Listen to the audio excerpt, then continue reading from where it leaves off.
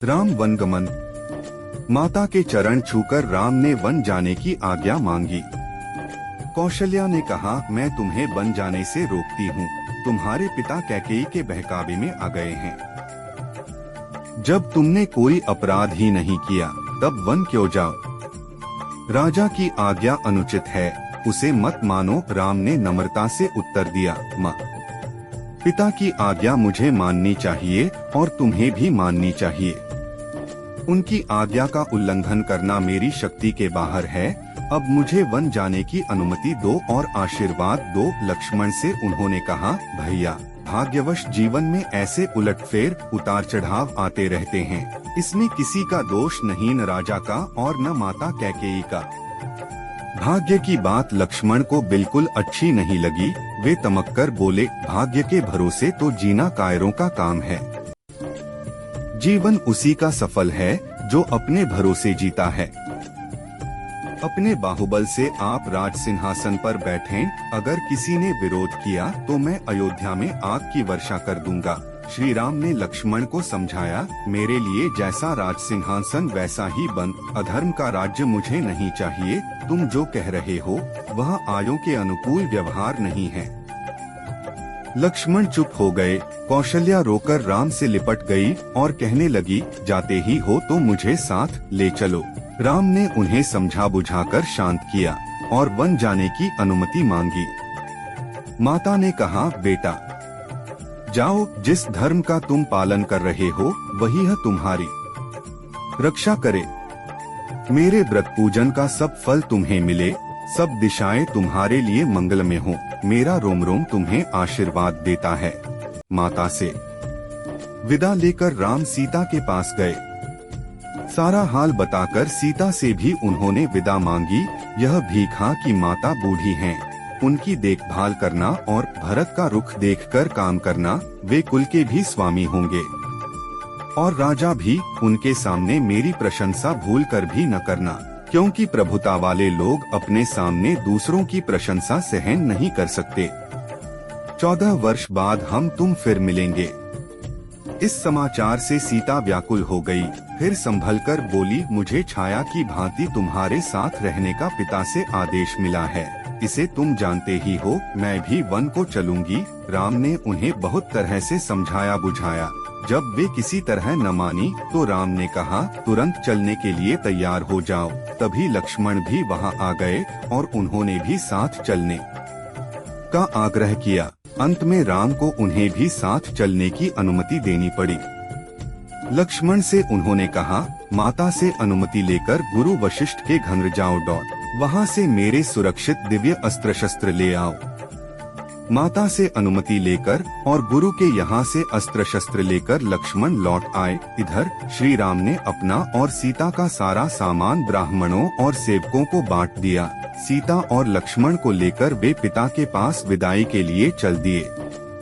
सिय सकुच बस उतरु न देई, सो सनी तम की उठी केकेयी। लोग बिकल मुरुछित नर नाहु, काह करिय कछ सूझ न काहू। राम वन गमन का समाचार सारी अयोध्या में फैल चुका था। राम लक्ष्मण और सीता को के महल की ओर जाते देखकर नगरवासी दशरथ और केकेयी को धिक्कारने लगे। उधर राजा महल में राजा दुहक से तड़प रहे थे। उन्होंने कौशल्या और सुमित्रा को अपने पास बुला लिया था। राम ने सबसे विदा मांगी। राजा ने उठने को कोशिश की पर वे गिर पड़े और मूर्छित हो गए।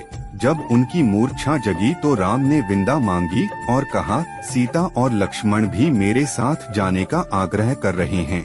हम लोगों के लिए आप शोक न करें। राजा दशरथ ने कहा, बेटा केकेयी ने मेरी मति हर ली है। मुझे पकड़कर बंदी घर में डाल दो और अयोध्या के राजा बन जाओ।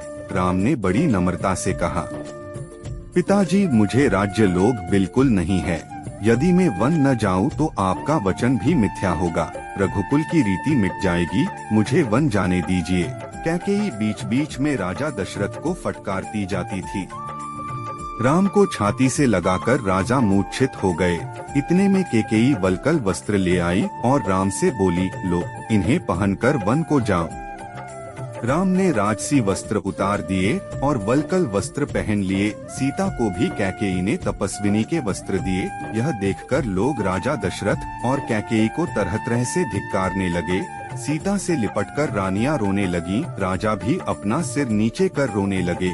सुमित्रा ने लक्ष्मण को आशीर्वाद दिया और कहा, सीताराम को ही तुम अपना माता पिता समझना, इनकी रक्षा के लिए अपने प्राण देने से भी न हिचकना। जाओ वीर पुत्र, जाओ, निश्चित होकर सीताराम के साथ जाओ। राम ने तब फिर अनुमति मांगी और सीता तथा लक्ष्मण को साथ लेकर वे चल दिए। अंतःपुर की सब स्त्रियां रोती बिलखती उनके पीछे पीछे चलीं।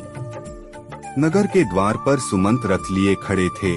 राम, लक्ष्मण और सीता रथ पर चढ़ गए। राम के आदेश से सुमंत ने वेग से रथ हाँका। प्रजा और रानियां रथ के पीछे दौड़ने लगी। राम, राम मेरे राम, हाँ लक्ष्मण, हाँ सीता की पुकार दसों दिशाओं में फैल गई।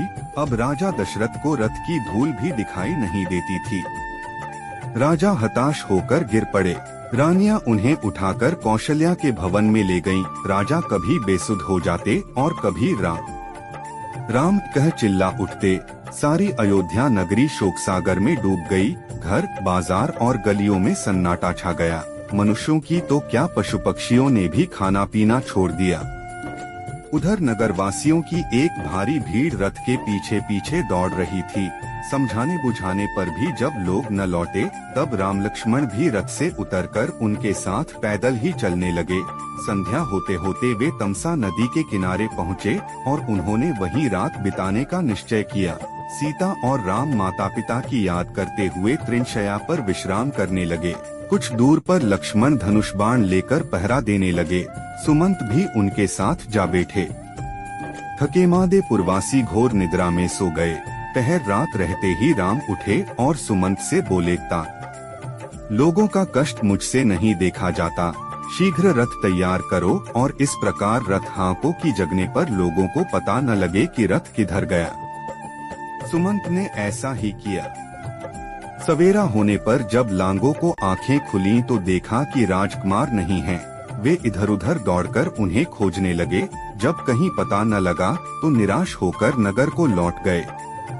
इसी तरह कहानी और व्रत कथा सुनने के लिए कृपया हमारे चैनल को सब्सक्राइब करें, वीडियो लाइक और शेयर करें। धन्यवाद।